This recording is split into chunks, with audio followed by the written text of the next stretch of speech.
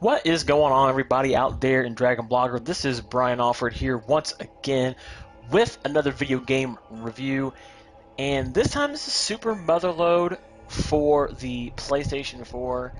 And the reason why I wanted to review this game was because honestly, I just haven't seen this game get very much attention, and I think a lot of people didn't like this game very much. Um, I wanted to just give this game some attention. I know there's some people behind this game that worked hard for it, and they deserve attention just as much as anybody else. So I want to go ahead and do a review of the game Super Motherlode for the PlayStation 4. So let's get right into this. So Super Motherlode is a four-player co-op game. It's up to four-player co-op. You don't have to play it with multiplayer. You can play by yourself, but this is pretty much meant for like multiplayer. So obviously this is the main menu where you can launch the game. You can start a new game. The options screen here, which I guess you just saw the sound levels. But let's just see the controls here. I like to show you guys the controls where you kind of get an idea how the game works. So basically, as you can see already, the touchpad, there's different motions you can make on the touchpad, which will let you use whatever bomb depending on what motion you make, which I'll get into the bombs later. The D-pad as well as the left analog stick can be used for vehicle movement. X button is to fly up and accept menu screens. Squares to use items like your bombs. Circle is to cancel. And you can cycle the different items with triggers. And as always, on the PlayStation 4, the options button is used for the pause. So let's jump right into this here. I've already started the game. Been kind of getting into this game a little bit. And to give you guys out there a better opportunity to see how this game works. So you have several different characters that you can choose from here, and that each you can take on the quest and level them up. You've got several here that you start off with, and then there's a few others that you can unlock throughout the course of the game. Now I've been playing here with Mr. Carl Redden. Here, been leveling him up, so let's get right into this. And as you can see too, it's up to 4 players, so 3 other players can join. It is local co-op only, which I thought was kind of weird because with this game kind of giving more of that feel of a a co-op game, you would think it would have online multiplayer, but it doesn't. It's only local, which honestly, I like as much as I like online multiplayer, I'm way more of a fan of local couch co-op with somebody. I just think it's a little bit more personal. That's just me though. But here we go. So this is the game. Now you're gonna be already asking yourself, "Wow, this game looks kind of familiar." It should, if you're an old school game like myself. This game kind of looks like Dig Dug, doesn't it? You dig through tunnels, or it looks like any of those other minor games you might be familiar with. Basically, the gist of how this game works is you're mining what it looks like the planet Mars. And you can go down, you can dig into these tunnels, you can pick up like silverium, you can pick up bronzium. If you have a smelter, you can combine 2 minerals into one, which I did there with the sterling silver, which is used by silverium and bronzium.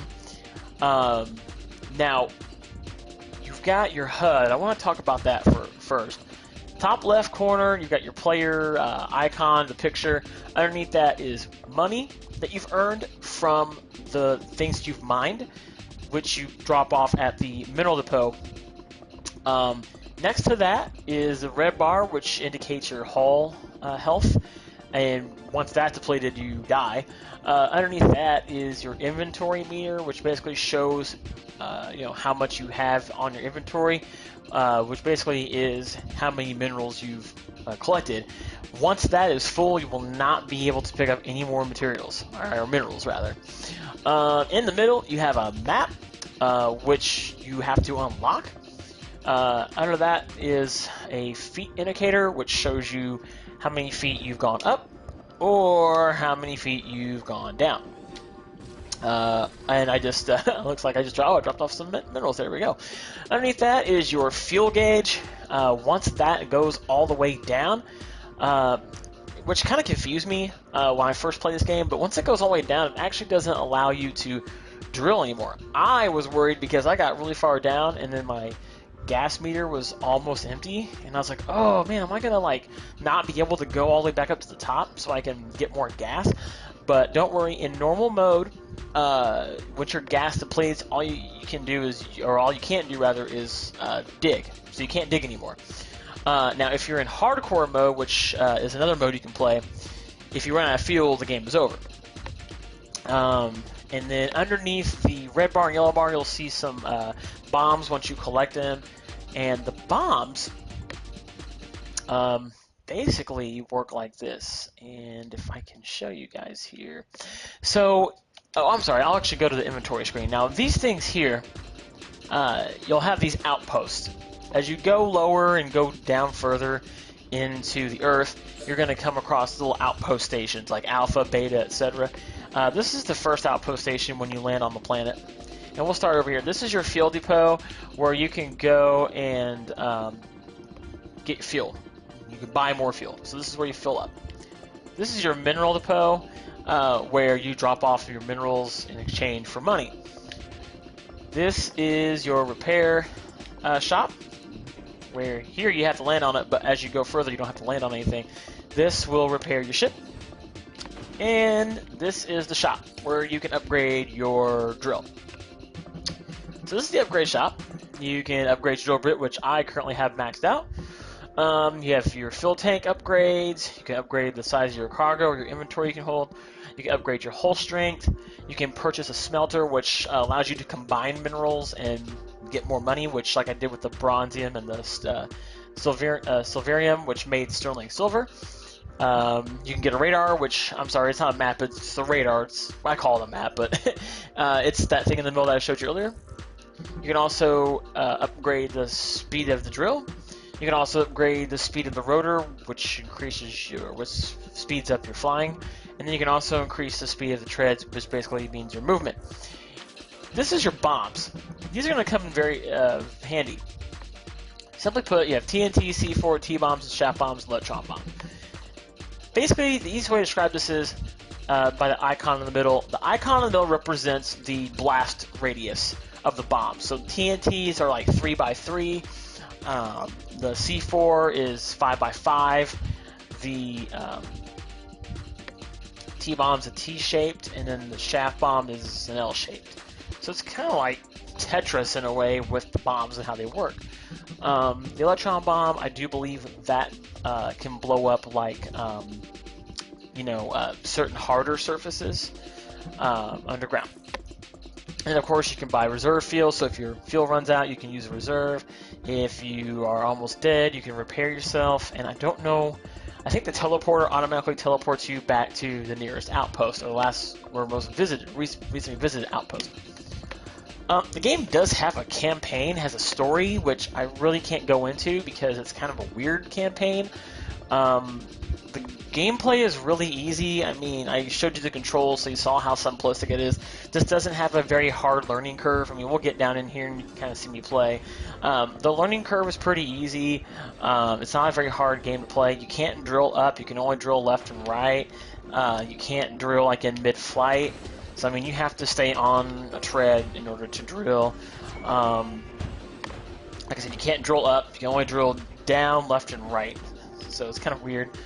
The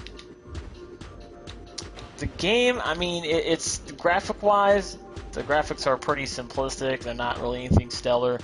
They're not what you would expect out of a next-gen console, which is really weird.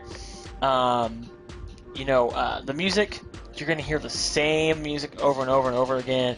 It gets very redundant on that. The gameplay itself, pretty redundant. I mean, it's the same, pretty much the same throughout the game. It does have a campaign. There are some quests that you can do during the story mode. They didn't have a free play mode where you just go through and mine and stuff like that. Which kind of stinks. I was kind of hoping they would, just be able to mine for stuff, because I know there are a lot of games out there where it just lets you mine things. which kind of stinks. You can't build anything with the materials you get. You just exchange them for money, which kind of also wish they would have added that, like being able to build things with the materials you get. But it's not like Minecraft where you can do that. All in all, I'm gonna have to give this game a 3 out of 5. I was gonna give it a 3.5 out of 5, but 3 out of 5 I think is a more realistic review score for this game. The only reason being is because, for a next-gen game, you would just expect more. Is it a simple game to learn? Yes. Is it something that you'll probably see yourself playing for hours? I don't think so. With there being other, personally better games out there that are a lot more fun to play, I would probably say you probably won't find yourself playing this game for very long. Now, I was hoping there would be a little bit more graphical update, considering that they did make this game for the PlayStation 4. You would think they would have given it a little bit more of graphical update. I'm not saying that graphics are everything, because don't get me wrong, graphics are not everything. I think this gameplay is very easy. It's kind of easy way to de-stress. It's pretty simple. But then again, what's great is if you have Music Unlimited, you can play your own music while you're playing this game. So if you get tired of listening to this same music over and over again, I would suggest popping in Music Unlimited if you have a subscription to that on your PS4 and playing some music while playing this game. Can probably be a really good way to relieve a little bit of stress. All in all, once again, 3 out of 5. This is the game Super Motherlode. I also rated it a 3 out of 5 because you would think with this being geared towards multiplayer, which I'm sure is a lot more fun playing with other people than playing by yourself, you would think that X-Gen Studios would have given people the option to play this game online, but that's okay. All in all, 3 out of 5 for Super Motherlode, and you can go pick this up on the PlayStation Network. I purchased this because it was on sale about a week ago for I think like $3.75 in the US. But go pick it up if you want to check it out. You can. I do believe it has a demo where you can demo the game, so do that. Definitely at least give it one playthrough. Just do it, just for the heck of it. Just try it out. But that's going to be it for this review of the game Super Motherlode. This was Brian Alford again, and stay tuned for some more reviews. There'll be plenty more where that came from right here on Dragon Blogger.